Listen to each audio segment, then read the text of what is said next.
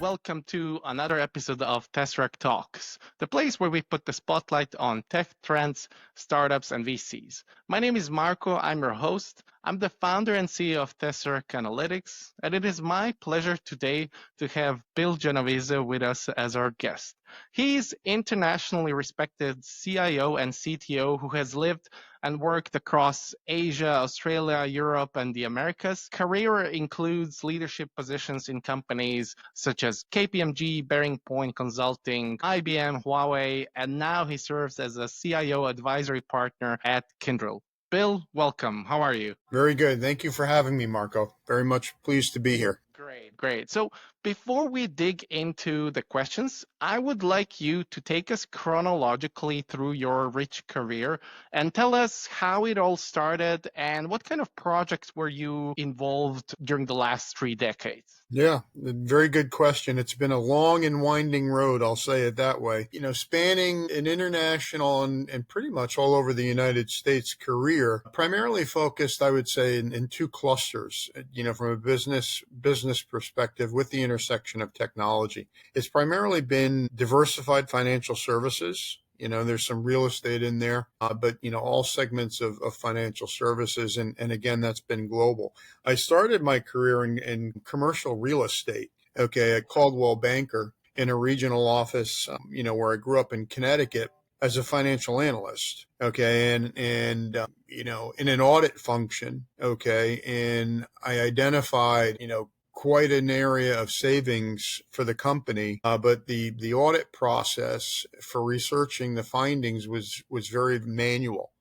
So I proposed an automated solution for that. And then that brought me to company headquarters in California. And actually that kind of evolved into a client server revenue recognition system with audit, and tying to our core systems at corporate. And this was all pre-ERP, back in the mid to late 90s. So developing that, from the ground up in the company really got my foray into software engineering, and integration. From there, the real estate crash happened in the mid to late 90s in the West Coast in California. And I left California. I didn't want to leave. I really loved living there, but I had to come back and reassess things. Had a great opportunity at Wachovia Bank, which is now Wells Fargo. So they were attracted to me based on some of the special work that I did, special projects in terms of software engineering and integration development inside of the entity. And I developed an activity-based costing software application that the bank used for M&A activities to go after loan portfolios from competitors. And we were able to price how much to offer a competing portfolio and buy it out. Developed the software in-house again. And saved the bank about $5.1 billion in the first few years. So very impressive piece of work, had a team. That led me into my career in consulting. I was going to go back and get my MBA at Wake Forest University in North Carolina, where Wachovia was, and I was living. But I said, if I can get into a Big Four, I don't think I really need the investment on the MBA. And that's exactly what happened. I got hired by KPMG, and that's really the first step in the ladder where the career took off. I went on my first international assignment for Credit Suisse in Switzerland, and KPMG, the firm, $60 million program to take Credit Suisse public in terms of a US GAAP listing on the New York Stock Exchange. A lot of work in terms of preparing the client for systems modifications and processing modifications to report on a public basis. It's much different, as you know, reporting privately versus public on the New York Stock Exchange, on a global exchange. A lot of work, a number of good projects there. Kind of moved into the Oracle side of the house when I returned to the U.S. from Switzerland. Was doing Oracle ERP implementations, went back overseas to Prague, global rollout of an Oracle ERP suite in Eastern Europe for Reader's Digest, and then left Bearing Point. KPMG Consulting morphed into Bearing Point, along the way there. The SEC had stepped in and said, you've got to be an independent company, so it became Bearing Point. After I left Bearing Point, I joined IBM, and I was with IBM for well over a decade. My dad was with IBM 30 years. I was with IBM another 11 years, so nearly half a century in the family in Big Blue. and did a number of things there. I mean, I moved over from consulting, where I joined IBM, to the architect engineering path. And, in any major tech company, that's how you become a distinguished engineer and fellow in terms of career progression. And that's exactly why I rejoined where I am now, Kyndryl. Okay, but I'll get into that in a moment for the other questions. After IBM and working in 4 divisions, 4 or 5 continents, number of patents, number of IBM Red Books as lead, it was really, that's really the second big step in my career, is what I did in IBM, working and living all over the world in the industry. And then I joined, in some ways controversially, I joined Huawei in China.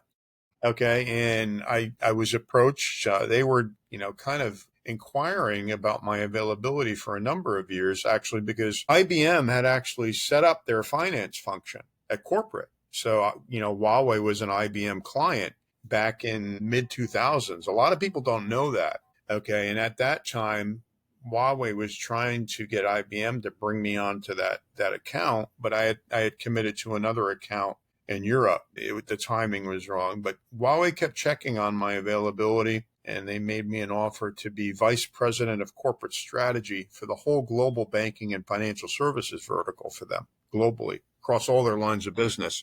Tremendous opportunity. I went there on an expat package for 4 years. And worked through the Trump administration between U.S. and China. And then, on top of that, COVID 1.0 rolled through. And, after 4 years of this roller coaster, it was time to come back to the U.S. But I did behest all of those challenges. I grew revenue for the company 160% for the industry, because so much technology under the hood in China and these tech giants. I mean, we kind of put our covers on our eyes and ears. We don't want to hear about it. It's bad, but it's phenomenal. I've never seen so much tech under one roof, even, formerly with IBM too. So came back and did a number of stints as CIO and CTO for emerging tech companies, primarily in blockchain. So I was a co-founder, CTO of a digital asset exchange in Miami, and then also a CIO, CTO for kind of a next generation real estate platform that wanted to be the next Zillow or Redfin using blockchain and AI. That led me into, coming up to Kyndryl. And, I had a great offer actually to move out of the country the 7th time for a bank in the Caribbean. And I turned it down because the offer from Kyndryl kept me here, where my parents and family are in Florida. That's why we relocated back into the U.S. from China into this state. And, we really love it here. And my role here, should I go into that? You want to cover that in the next question? We can get to that in a bit. Okay.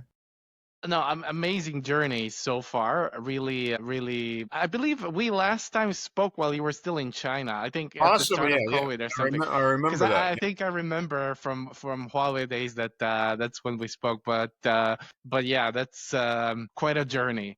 I know that you've been quite active in the last year around quantum, and that was one of the reasons why I wanted to have you on the show. So let's touch upon that topic. We keep hearing about quantum computing, and also future kind of cybersecurity concerns related to it in kind of like increasingly more often in the media these days. Tell us more about what is post-quantum cryptography, and what are some of the key opportunities and challenges associated with it in the next few years? Yeah, I'll kind of start that with a backdrop. So I've been working in this space a good 5 or 6 years now, okay? And really my introduction to it and kind of what lit the fire in my belly about this. I don't get too excited after 30 years in the industry. I mean, I got a bit excited with blockchain and AI, naturally. But there's been nothing in my career that excites me as much as quantum does. And I got first exposed to it at Huawei because Huawei had a cloud-based, they have public cloud, and they built a quantum simulator. Okay, so, and its primary purpose was if you have a business optimization problem and classical machine learning and AI are not solving it, the optimization parameters aren't wide enough based on the algorithms, bring it to our simulator, and quantum may be a fit. And they were using that kind of as a test ground to build their own quantum computer. And last year they actually launched a patent in doing that. So a lot of the, I'm mentioning all this because a lot of the tech in this space. There's already kind of an arms race between China and the United States and the West in quantum. Along with that, Chinese researchers and U.S. researchers, other researchers around the world, have proven that quantum computers can break all cryptography that are in enterprises today. Okay, and the biggest beast in the room in terms of security encryption is AES 256 RSA. Okay, so I mean that's pervasive in every system around the world. Okay, and then there's ECC as another example, SHA-2, SHA-3. There's 5 algorithms. And NIST in the United States has come out and said, you have to come off of these by 2030. They're no longer safe. And NIST has put out in trial upwards of 12 to 14 new algorithms, post-quantum encryption algorithms to replace these. So there's this tremendous hype and fear factor out there. NIST has already sounded the alarm bell globally by saying it's going to cost minimum $7.1 billion to remediate this. Okay. And, you've got to think about this, Marko. I mean, all of these algorithms are pervasive in all of the major software that's out there. Oracle, SAP, networks. Okay. You name it. Operating systems. Okay. So it's a bit scary. It's not, over the top alarmist. Okay. But there is, what the media and the industry is calling Q-Day, okay, when quantum comes online, and that's when the vulnerabilities can be exposed for everything to get decrypted. The challenge, though, is there's no real commercial quantum computers available right now. Okay, you can't go out and say, I want to access a quantum computer really for, 3 months. Okay, this is moving forward with the cloud hyperscalers, Microsoft, Amazon, and Azure, and they do have quantum computing as a service, although it's still evolving commercially. However, the fear factor is somewhat real in the sense, especially in these situations where there's been what we call harvest now, decrypt later attacks. Okay, the best example I can give there is you hear about the breaches around the world, major companies, healthcare, telcos, hotel chains, Marriott Rewards got breached a number of years ago. And it's a bit scary because we hear about the breaches, you get notified an email, but then you wait and you wait. Well, nothing's happening. I'm not impacted. Well, you got to think about it. Whoever stole that data is sitting on it. And the reason they can't do anything with it right now is they can't decrypt it. Okay, but once they can and they have access either via a cloud provider to a quantum computer or even a rogue actor or nation state that wants to disrupt the financial system, that's a major event. And that'll be a cascading event. Okay. So that is real. Okay. So, but there's a bit of in the industry, in the enterprises and companies. Okay. How real is this? When is this going to come online? It's 15 to 20 years down the line. No, it's not. It's certainly, you've got to start planning now. Okay. You need to assess and identify specifically based on your critical services, ERP, CRM, payments, billing, okay, internet, commerce transactions, whatever, credit card origination. Where are your encryption algorithms underneath these services end to end? And then start replacing those algorithms with post-quantum encryption as it becomes ready. So that's really it in a nutshell, framing it up. So it is very real. And it's a bit of echoes of Y2K. But I would say this compared to Y2K is not going to be a big smoke and mirror show. This is real, in terms of the impact, who's exposed and who's vulnerable remains to be seen. Okay. But there will be some incidents, I feel. Yep. Yep. Now, I'm fascinated by quantum technology in general because it somehow feels it's like the frontier and the edge of technology and science. So there is still a lot of mystery attached to it. It's like I feel like it's always there's always something more to learn about it. But tell us what kind of projects are you currently involved with at Kyndryl, and also where can people reach out to you if they need your services? Yeah, so my role has been evolving. I've been working, we started as a quantum tiger team, and tiger teams are kind of a term in terms of definition. Big tech companies will put together test development teams for go to market. That's the best way I can put it. Companies identify an area, but they're not ready yet to go into that space. Okay. So they kind of put together teams of researchers, business people, consultants, architects, specialists, and you develop innovation. Okay. You work part-time, typically 6 to 8 hours a week. You're not getting really paid for it. It's volunteer. But the underlying foundational requirement is passion and excitement about the technology. So we started this journey about 3 years ago. I was tapped on the shoulder by the former founder of the team out of the UK, and he knew my background in this space, and he brought me on, and he left the company, and now I've assumed leadership of it globally. We have about 12 of us, and we are going to market with it. So the indicators are this is going to be potentially a new practice area for us. We have we are approaching the market in 2 or 3 paths. So really the first path is what you kind of framed up and is of concern. Customers, to take advantage of the technology, need to get their encryption house in order. So we have a quantum safe assessment. We will go in with a partner. We have a partner company that's a carve out of Google, Sandbox AQ. Okay. And we'll go in and we scan the environment. Okay. With them. We identify vulnerabilities where this encryption is. We build digital profiles. So this is what the payments profile looks like. And then we have a number of partners on the PQC side that we can bring in to remediate. So Nokia Networks, as an example, okay, the software giants, okay, or even industry specialists. Entrust is a big industry titan for PQC. And that's how we remediate. So that's really the first offering. The next offerings coming up, though, are applications, data, and AI. Okay, this is what really excites me because quantum is going to solve optimization problems we didn't even know we had. Okay, or we're forced to live with in industry. The best example, fraud solutions, traffic optimization, logistics. We can get further granular and get closer to 100% optimization.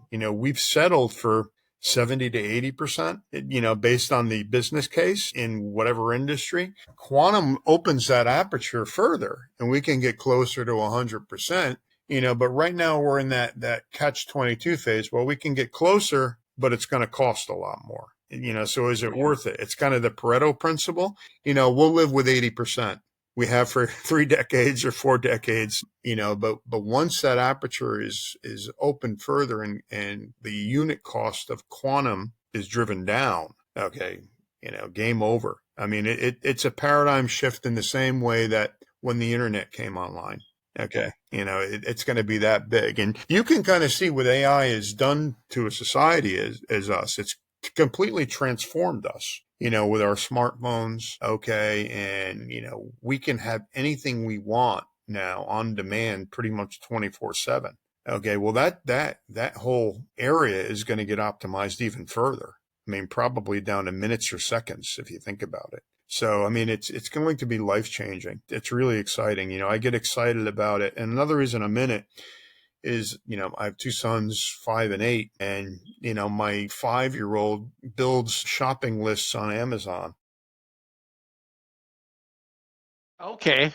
At 5, I was outside playing with the football. No. I mean, he already picks his birthday list out or Christmas list, and he's almost at the point he can hit the purchase button. So this stuff excites me, and then having discussions with the older boy about, you may not be driving when you're old enough to drive. It may be all autonomous vehicles that are optimized, by quantum and AI. And, so it's just seeing these changes in their lives and living through it. And I can participate in that. It's fascinating. So, yeah. Great. Well, I guess quantum is definitely one of those topics we should all pay attention to, same as like AI as it kind of like develops. So thank you so much, Bill, for your time to share your story and valuable insights. That was all for today. So I guess people can reach out to you on LinkedIn if they have any needs or questions. And yeah, thank you so much. Until next episode, wishing you and our audience all the best. Yeah, no, I'm easily accessible on LinkedIn. That would be the first point of contact. I'm publishing and posting all kinds of quantum and AI and emerging technology content 3 or 4 times a day. Okay.